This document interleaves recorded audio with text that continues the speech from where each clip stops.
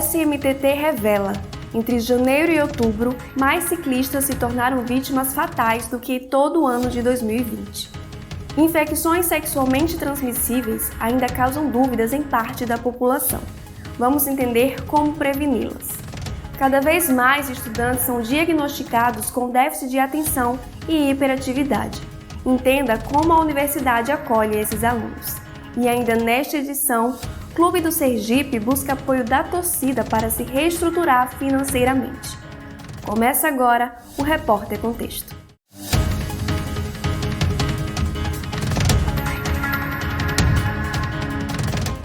A bicicleta é um meio de transporte utilizada tanto para lazer quanto para trabalho. Independente do objetivo, nos últimos tempos é necessário ter coragem para pedalar pela cidade. A bicicleta é uma das alternativas para diminuir os problemas de mobilidade urbana. Aracaju tem mais de 60 quilômetros de ciclovias, mas a violência no trânsito tem gerado medo para quem usa o meio de transporte na capital. De acordo com a SMTT, de janeiro a outubro deste ano, foram registrados 40 acidentes. Já em relação ao número de mortes, 8 ciclistas perderam a vida e o número já é superior ao registrado em 2020. Para Valdson Costa, representante da ONG Ciclo Urbano, a redução efetiva das estatísticas depende de uma ação integrada entre atores diversos da sociedade. Mas principalmente em ações voltadas relacionadas à educação do trânsito. E principalmente a educação do trânsito voltada para o motorista, na relação entre automóvel e bicicleta. Um olhar pelas ruas mais movimentadas de Aracaju demonstra diversas situações que colocam em risco a vida de ciclistas. A estudante de psicologia, Marília Linhares, usa a bicicleta para atividade física, mas relata que até em ciclovia já sofreu acidente. Já passei por uma situação em que eu estava na via, a pessoa não sinalizou que ia me ultrapassar, eu derrapei e acabei caindo na pista, então eu poderia ter sofrido um acidente, mas por sorte era um horário que estava pouco movimentado e não passei por nenhuma situação. Uma análise do plano diretor de Aracaju, feita pelo Centro de Estudos de Metrópole, um núcleo de pesquisa ligado à Universidade de São Paulo, aponta que a capital sergipana traz poucas propostas para incentivar o uso de meios de transporte ativos, como a bicicleta. Para o vereador por Aracaju, Breno Garibaldi, investimentos em malha cicloviária ainda são escassos. A gente tem uma cultura de asfalto. Gastamos muito em infraestrutura para automóveis e pouco se pensa em malha cicloviária. Aracaju já foi a cidade com a maior quantidade de ciclovias proporcionalmente, mas infelizmente já fomos ultrapassados há algum tempo. O aumento dos acidentes só mostra que a gente precisa repensar a nossa mobilidade. Outro ponto levantado pelo estudo é que 5 dos 7 bairros de Aracaju que não possuem cobertura de ciclovias estão na Zona Norte, onde grande parte da população é negra e de classe social mais baixa, o que evidencia uma desigualdade no acesso à malha cicloviária. O analista de suporte, Wesley Oliveira, pedala todos os dias e também percebe essa realidade. Nas regiões mais periféricas, praticamente não existe ciclovia, só cortando as avenidas principais. Mas se você usa a bicicleta para trabalhar, como eu já usei muitas vezes, você acaba tendo muita dificuldade. Então acho que tanto falta uma quantidade maior de ciclovias espalhando pela cidade, como precisa uma campanha de educação para conscientizar e punir os motoristas que não têm respeito em relação ao ciclista. Junto com os pedestres, os ciclistas são os mais vulneráveis quando estão disputando espaço nas vias. Educação ainda é a melhor saída para a diminuição efetiva de acidentes. Investimentos em infraestruturas cicloviárias que garantam segurança do ciclista, redução da velocidade dos veículos motorizados nas vias onde você tem grande circulação de ciclistas é um passo fundamental, mas ela por si só não faz esse número reduzir. Não é simples, não é fácil, não é rápido, mas é extremamente urgente. Segundo a SMTT, há planejamento para execução de obras de ampliação dos corredores de mobilidade e interligação das ciclovias existentes. Sem revelar prazos, o órgão confirma a importância do incentivo aos meios de transportes alternativos. Declarou ainda que tem feito manutenção corretiva nas principais ciclovias da cidade, como a Tancredo Neves e a Beira-Mar. Declarou também que realiza campanhas de incentivo ao uso da bicicleta. Você com certeza já ouviu falar sobre as infecções sexualmente transmissíveis, mais conhecidas como ISTs. Essas doenças ainda geram muitas dúvidas em parte da população, como quais são e como preveni-las. Acompanhe. A chegada do mês de dezembro traz a campanha nacional de prevenção das ISTs, infecções sexualmente transmissíveis, e o chamado Dezembro Vermelho, que reforça a importância do esclarecimento à população do que são, como tratá-las e principalmente como preveni-las. A infectologista Rebeca Yasmin explica o que são as ISTs. As ISTs são um conjunto de infecções que são transmissíveis pela via sexual. Então pode ser transmitido por vírus, bactérias ou qualquer outro micro-organismo. Até recentemente a gente chamava de DSTs, que eram doenças sexualmente transmissíveis, mas isso caiu por terra. Começou a usar nova terminologia em 2020, 2021, porque a gente interpreta que estar infectado com o patógeno, com o agente causador, não necessariamente significa que a pessoa vai desenvolver a doença. Então eu posso estar infectado com o vírus HIV e não desenvolver a síndrome da imunodeficiência adquirida, por exemplo. É importante se manter atualizado e por dentro dos tipos de ISTs e como elas agem no corpo. Quando a gente fala de infecção sexualmente transmissível, a gente está falando os três grandes grupos, que é a infecção causada pelo vírus da hepatite, a infecção causada pelo vírus HIV e a sífilis, que é causada por uma bactéria. No caso da hepatite, do vírus da hepatite e do vírus da HIV, eles têm um mecanismo de ação, se você olhar um olhar bem mais resumido, ele acaba sendo semelhante. São ambos vírus que vão usar o maquinário celular do nosso corpo para se reproduzir e ir em busca de novas células. Uma diferença maior é qual é o alvo desses dois vírus, No caso do vírus da hepatite, o alvo são os hepatócitos, que são as células do fígado, e no caso do HIV são as células de defesa, mais especificamente os linfócitos T. A educação sexual ainda é um tabu na sociedade. Consiste em entender os aspectos de intimidade, privacidade, autoproteção, consentimento e integridade corporal. Por isso, a importância em discutir e informar a população sobre os tipos de doenças e os tipos de prevenção. Quanto à prevenção das ISTs, hoje em dia a gente fala no método de prevenção combinada. A gente sabe que a combinação de mais de um método é muito mais eficaz do que usar um método isolado. Mesmo a camisinha, ela usada sozinha, ela não é 100% eficiente para prevenir a população das ISTs, para nos prevenir das ISTs. Então, um exemplo de método de forma de prevenção combinada é associar a camisinha com testagens regulares. A camisinha com a profilaxia para exposição, no caso do HIV. O médico Almir Santana, gerente do programa IST-AIDS da Secretaria de Estado da Saúde, fala um pouco sobre os mitos em relação às ISTs. As dúvidas mais frequentes são com relação à transmissão do HIV. Apesar de ser um assunto já por demais divulgado, mas tem gente que pergunta se pega o HIV pelo beijo, se pode contrair o HIV pelo sexo oral. Isso aí eu reforço que pode, mas o beijo não. Tem gente que pergunta sobre o beijo. O beijo não é forma de transmissão, mas o sexo oral sim, pode haver a transmissão. O estado de Sergipe tem projetos de incentivo para a realização de testes de sífilis, hepatite B e C e também de HIV. Além disso, é imprescindível que pessoas que testam positivo se tratem. E para cada infecção dessas, existe uma conduta de procedimento. Por isso, a importância de buscar o tratamento nas unidades de saúde. Outro ponto importante é incentivar as pessoas para a prevenção. Existem as campanhas de capacitação aos profissionais para que desenvolvam as ações na saúde básica e também ações educativas de várias formas, como palestras nas escolas e comunidades. Prioridade nossa são as ações de prevenção da transmissão vertical. Transmissão vertical é a transmissão das infecções da mãe para o bebê. Nós trabalhamos muito o lado educativo para que as mulheres grávidas façam pré-natal certo, para evitar infectar o bebê. Nós trabalhamos incentivando também os homens, que quando as mulheres estiverem grávidas, que eles façam com ela também o pré-natal, para incentivar os homens, porque se descobrir que eles têm alguma infecção, eles vão se tratar, as parceiras também vão se tratar e o bebê vai nascer normal. Se você ainda tiver dúvidas sobre esse assunto e quiser saber mais, procure a unidade básica de saúde mais próxima da sua casa. O transtorno de déficit de atenção e hiperatividade impacta diretamente a vida de um estudante. Nossa equipe foi conversar com alunos e os responsáveis por acolhê-los na universidade.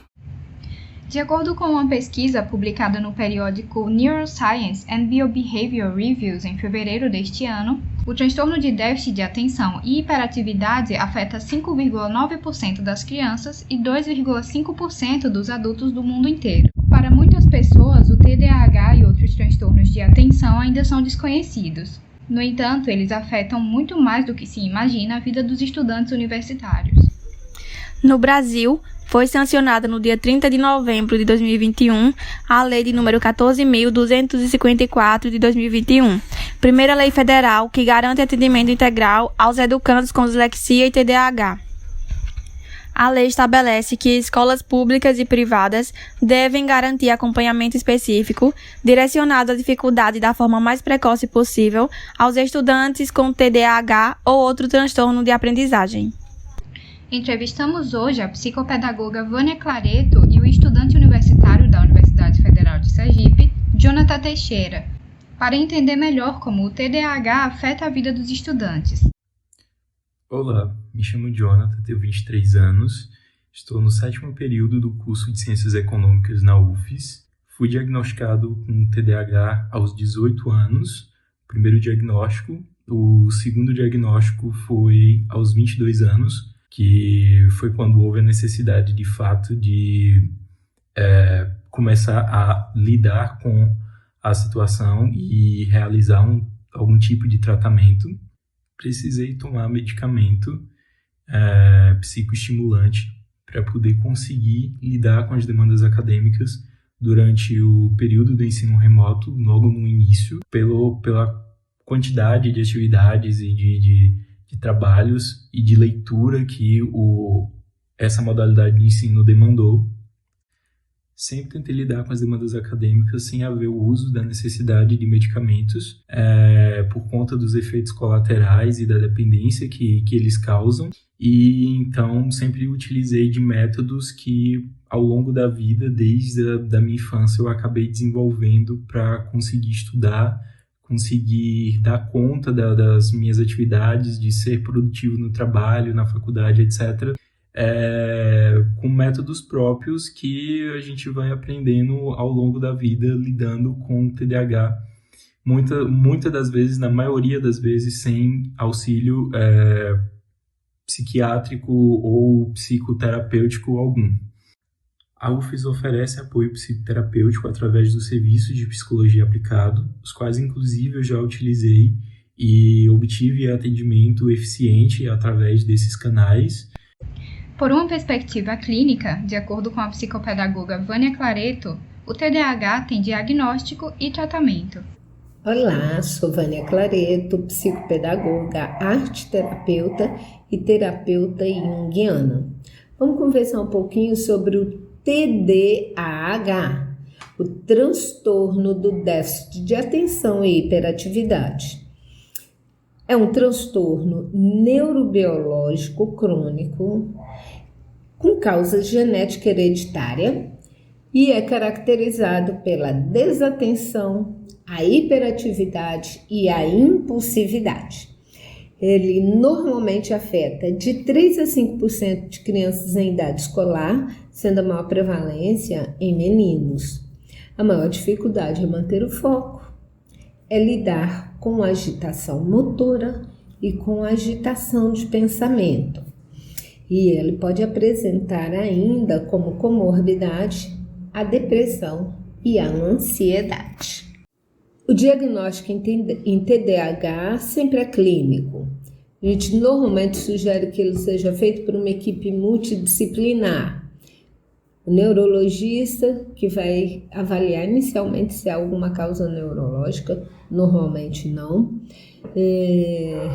Quando necessário, pela idade ou por mostrar um distúrbio de comportamento muito grande, a gente entra com o psiquiatra, o psicólogo, o fonoaudiólogo, o terapeuta ocupacional e o psicopedagogo. Em relação à medicação, nem todo TDAH tem a necessidade de um acompanhamento medicamentoso. A medicação só vai entrar em ação quando existem prejuízos. Prejuízo social, não consegue criar vínculos, não consegue formar esse grupo ou fazer parte de um grupo. Quando ela pode apresentar prejuízo escolar e na aprendizagem, é muito desatento, foge muito em pensamento, perde foco, e aí essa criança na hora da avaliação não consegue trazer um foco para que possa fazer a sua avaliação e normalmente tem prejuízos na desatenção e no prejuízo no rendimento escolar. E mais tarde, enquanto adulto, ele pode apresentar prejuízo nas suas funções. Atrasa, perde prazo, perde coisas, não consegue se organizar para dar conta de fazer o que precisa ser feito naquele dia. Dessa forma, a gente realmente sugere que tenha um acompanhamento medicamentoso também. Só para completar, eu quero trazer um relato. Eu comecei a estudar TDAH há mais de 30 anos, então a gente vem na busca desse estudo já há um bom tempo e fui diagnosticada com TDAH, já tem uns 20 anos. Fiz um esforço muito grande para que eu pudesse falar com vocês sem mexer demais a minha cabeça, mexer demais a mão ou falar de uma forma muito acelerada. Só fechei meu diagnóstico em função do meu estudo.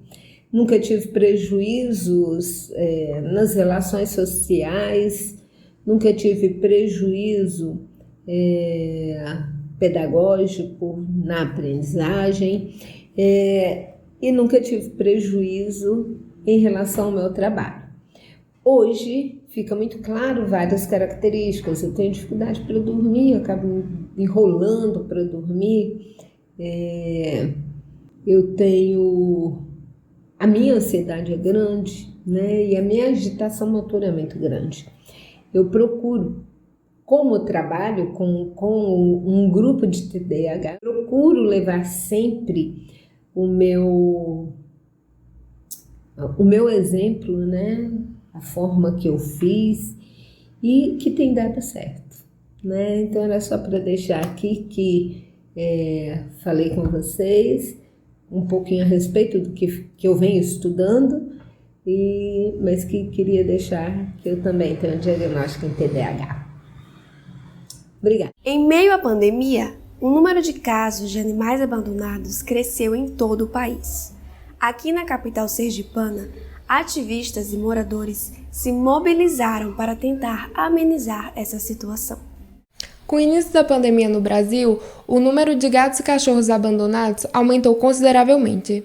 Segundo a Amparo Animal, o abandono aumentou cerca de 61% entre os meses de junho de 2020 e março de 2021. Em entrevista via WhatsApp, a médica veterinária Isabela Uchoa conta um pouco das consequências do abandono para esses animais. Segundo ela, o abandono afeta de forma negativa o psicológico desses bichos, causando medo, ansiedade e uma espera angustiante pelo seu antigo dono. A veterinária também aconselha a melhor maneira de lidar com o animal que foi abandonado. De imediato, é necessário tirá-lo da situação de risco em que ele foi submetido. O segundo passo é conseguir uma família ou tutor responsável que esteja comprometido a adotar, dar afeto e qualidade de vida. O ativista da causa animal Anderson Vegano aponta quais as medidas necessárias para diminuir o número de gatos e cachorros abandonados. Ele ainda ressalta a importância da população para sanar esse problema.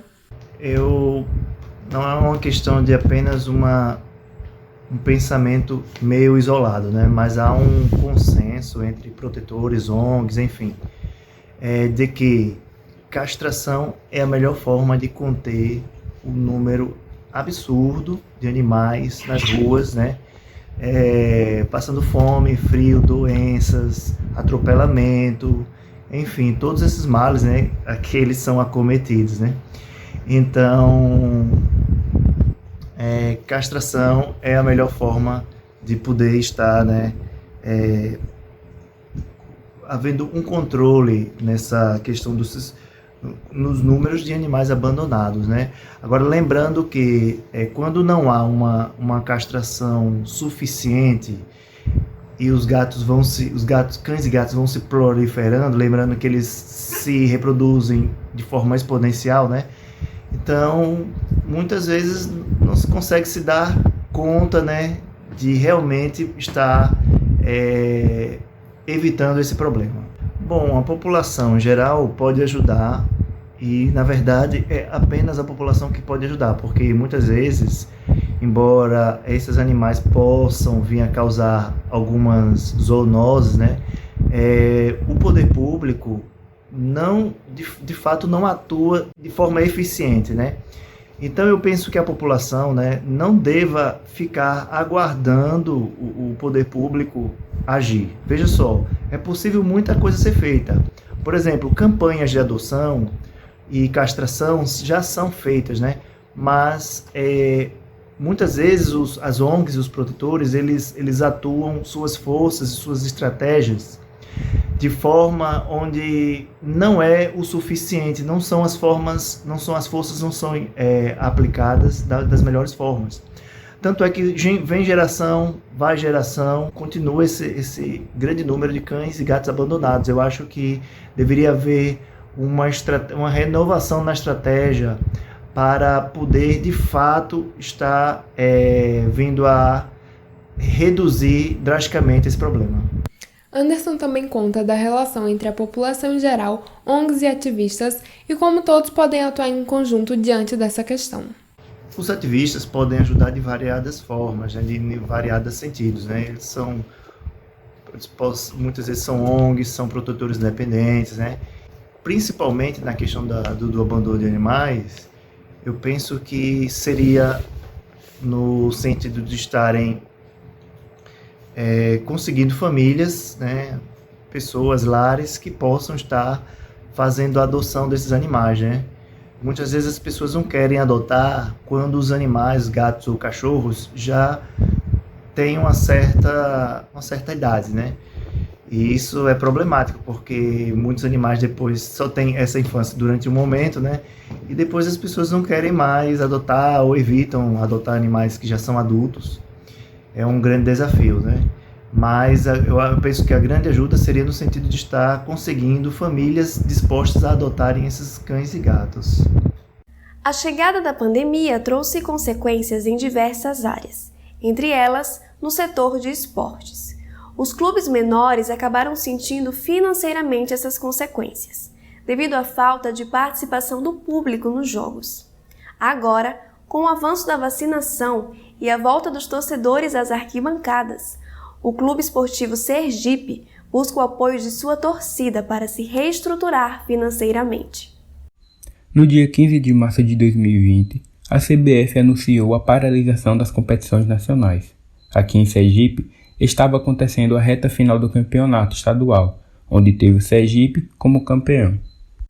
Após 1 ano e 9 meses sem a presença do público nos estádios, o Comitê Técnico-Científico e de Atividades Especiais autorizou a volta de 20% do público aos estádios. Com a volta da torcida, o Sergipe poderá contar com uma das principais fontes de renda.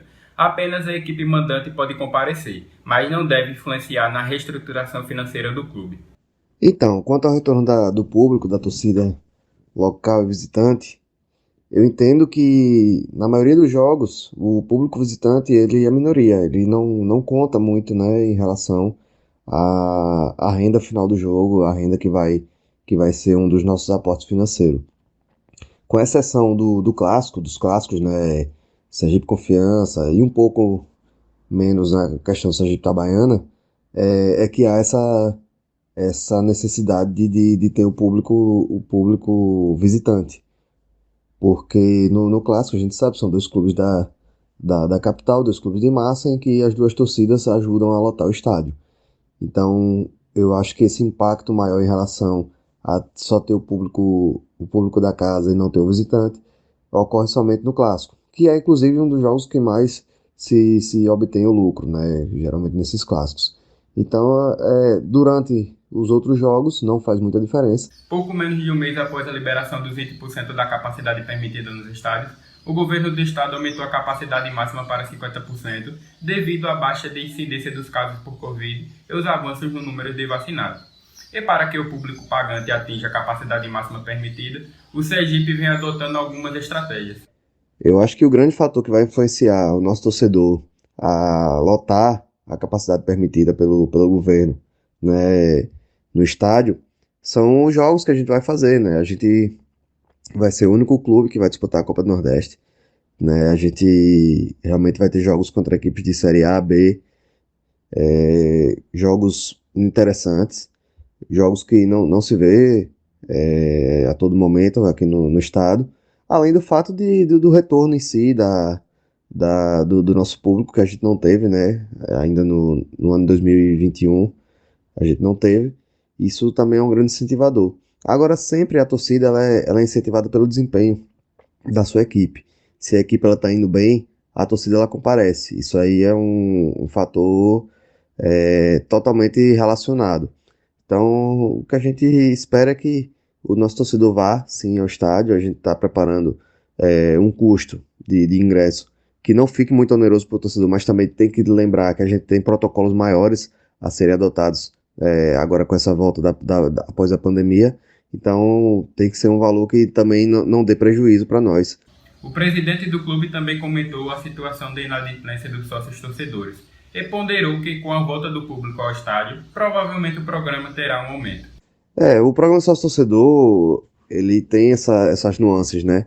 Nesse momento, por exemplo, que a gente está nessa entre-safra aí sem ter jogos, ele cai absurdamente e a receita fica prejudicada. Agora, quando voltam jogos, o torcedor faz conta, né? A gente consegue perceber que é mais uma forma do torcedor economizar do que de ajudar o clube. E isso tem que ser dito, né? São poucos. Existem os torcedores que estão ali porque são fiéis e querem ajudar o clube, mas são poucos. A gente tem que ressaltar isso. A grande maioria que se torna sócio-torcedor se torna quando os jogos voltam e ele faz conta. Vale mais a pena pagar o sócio-torcedor mensal ou vale mais a pena pagar o ingresso? Entendeu? Então, isso está diretamente relacionado. Então, com certeza, a gente vai ter um aumento durante esses jogos aí, essa maratona de jogos que a gente vai ter. Lembrando que para participar dos jogos, os torcedores precisam estar vacinados com as 2 doses contra a Covid, apresentar teste negativo com até 72 horas de antecedência e manter o distanciamento e uso da máscara. Ainda falando sobre esportes, você provavelmente já ouviu falar sobre Jiu-Jitsu ou Muay Thai. São tipos de artes marciais que fazem sucesso em todo o Brasil, inclusive aqui no estado de Sergipe. Veja só. Você já ouviu falar em Jiu-Jitsu? Um tipo de arte marcial milenar que tem sua origem incerta. Algumas teorias dizem que surgiu com monges na Índia, outra que surgiu na China, já outra no Japão com os samurais. A prática tem como fundamento tornar o indivíduo mais seguro e autoconfiante, e em muitos casos é recomendada por médicos, psicólogos e educadores, devido ao bem-estar que pode trazer para o físico e para a saúde mental. Mas o que realmente importa é que essa prática cresceu em vários países, inclusive aqui no Brasil. A sua primeira federação surgiu em 1967, no estado do Rio de Janeiro, e desde então só cresceu cada vez mais, inclusive aqui no estado de Sergipe, que também possui sua federação. Conversamos com o presidente dela, Luciano Vieira, que nos contou um pouco sobre os benefícios dessa arte marcial. Extravasa a energia, educa, direciona, dá comportamento às crianças, melhora a parte psicopedagoga, melhora a educação. Existem vários contextos em prol da criança, até mesmo na leitura e na escrita, porque o menino se concentra e tem a facilidade de segurar o lápis e escrever melhor. Já para o adulto, autoestima, condicionamento físico e em situações que vêm agregar e avaliar e melhorar sua parte física, até mesmo motora. Quem pode praticar o jiu-jitsu? Eu já falei, crianças, adultos, idosos. Só ter força de vontade. Além de ser praticado de forma amadora, também existem atletas profissionais de jiu-jitsu que participam de competições dentro e fora do Brasil, como é o caso de Jennifer Assis. Sou atleta de jiu-jitsu, faixa roxa. Iniciei no jiu-jitsu com 17 anos, inicialmente por curiosidade, por sempre gostar de esportes e de artes marciais. E acabei me apaixonando pelas competições. Eu venho competindo aqui no meu estado e fora também. A minha competição mais importante foi o Brasileiro de Jiu-Jitsu em 2019, onde eu fiquei em 3º lugar. E para mim o Jiu-Jitsu não é apenas um esporte, é um estilo de vida que inspira pessoas, resgata crianças das ruas.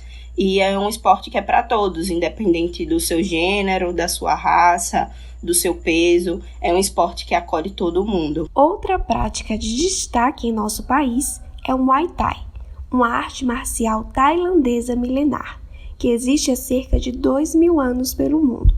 O esporte simboliza a luta das 8 armas.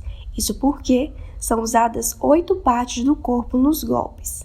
Na prática, também são usados equipamentos de proteção para proteger os alunos. Aqui em Sergipe, a atleta Yuli Kalai representa o estado, trazendo diversas vitórias. Sou atleta profissional de Muay Thai, passei 2 anos na Tailândia, onde fiz 20 lutas e conquistei 3 cinturões internacionais. Sou natural de Buquim, Sergipe, e hoje eu vou falar um pouco sobre os benefícios do Muay Thai. O que eu dou ênfase é o condicionamento físico e o alívio do estresse, da ansiedade. Sobre a graduação, nossa graduação é conhecida como Prajé e é inserida no braço. Não existe faixa e nem cruane. Tassiane Lima, estudante universitária e técnica em RH, encontrou no Muay Thai uma forma de aliviar o estresse diário e melhorar sua saúde mental. E foi a única modalidade assim que eu consegui me encaixar, né? Tentei academia, tentei caminhada, mas nada conseguia me prender. E após um tempo eu começo a ter fortes crises de ansiedade, estresse também, né? Por conta de vários fatores, faculdade, entre outros. Eu acabei desenvolvendo e não estava sabendo controlar isso, né? Trabalhar isso. Então eu encontrei essa modalidade que é o Muay Thai e decidi praticar. E isso me ajudou bastante, no sentido de ter disciplina, no sentido de ter força, me ajudou a ter o controle, né, dessas minhas sensações, desses meus sentimentos, né, de ansiedade, justamente para não acabar desencadeando um quadro de depressão, né, eu acabasse ficando melancólica, enfim, né, então o Muay Thai conseguiu, né, me tirar dessa fase que eu estava passando e eu recomendo qualquer pessoa fazer. Chegamos ao fim da 12ª edição do Repórter Contexto. Esperamos que você tenha gostado. Nos acompanhe nas redes sociais para saber mais sobre as próximas edições. Se cuida!